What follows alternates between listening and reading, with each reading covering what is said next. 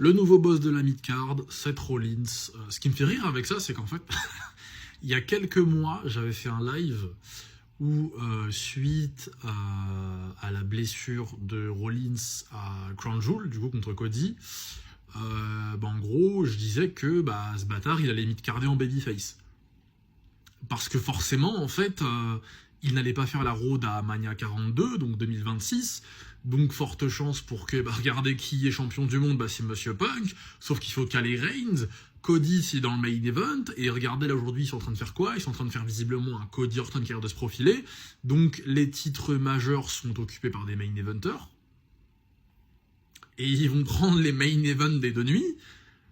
Et oui, il va mid-carder, en fait. Donc, The Vision, échec total. Rollins, le problème de Rollins historiquement dans sa carrière, c'est qu'en fait, il n'est jamais présent quand ça compte le plus. Quand il faut représenter sous les lumières les plus puissantes, importantes, incarner le programme, être l'attraction de la compagnie sur l'échéance la plus prestigieuse, et qui est Rodamania ou WrestleMania même. Parce que Rollins, c'est 2 main events de Mania. Le cash-in, il compte pas, bien évidemment, puisqu'il n'est pas sur l'affiche, il n'est pas programmé. Donc, Mania 40, c'est l'histoire de Cody contre 1316 jours Reigns. Il peut squatter parce qu'il y a le lien du Shield. Mania 41, il n'y a pas de titre autour. Et en plus, même si de base, ce qui est exploité, c'était Rollins Punk, au final, c'était Reigns Punk. Et regardez aujourd'hui ce que ça donne.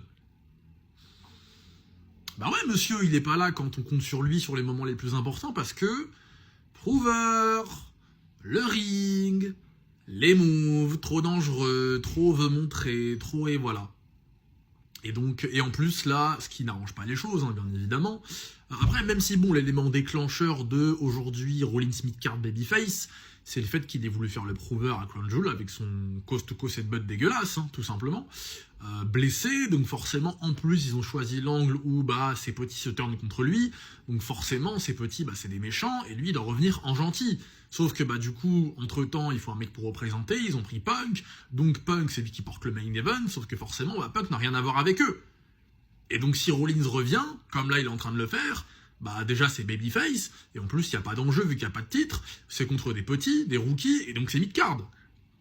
Et donc on a Rollins babyface mid-card. Comme ce que j'avais dit en fait. Et les gens ils étaient en mode « tu dis n'importe quoi !» il fait quoi là Rollins là? Après il y a des gens c'est des golemons, c'est le jeu, ça existe aussi, on n'est pas tous parfaits. Donc voilà, The Vision catastrophique, Breaker en plus il est pas là, Reed il a trop souffert de la remise en exposition de Breaker suite à la blessure de Rollins, donc Bronson Reed n'a plus de puissance, en plus il vient de se blesser, Logan Paul c'est monsieur internet donc c'est mort, et aussi une théorie c'est très mauvais, c'est pas convaincant du tout, c'est pas terrifiant, c'est pas intimidant, c'est pas marrant, c'est rien, c'est nul, juste c'est nul en fait. Et Paul Heyman, il fait des heures sup. C'est limite le match, ça doit être Paul Heyman Rollins. Là où on en est. Catastrophique, mid-card.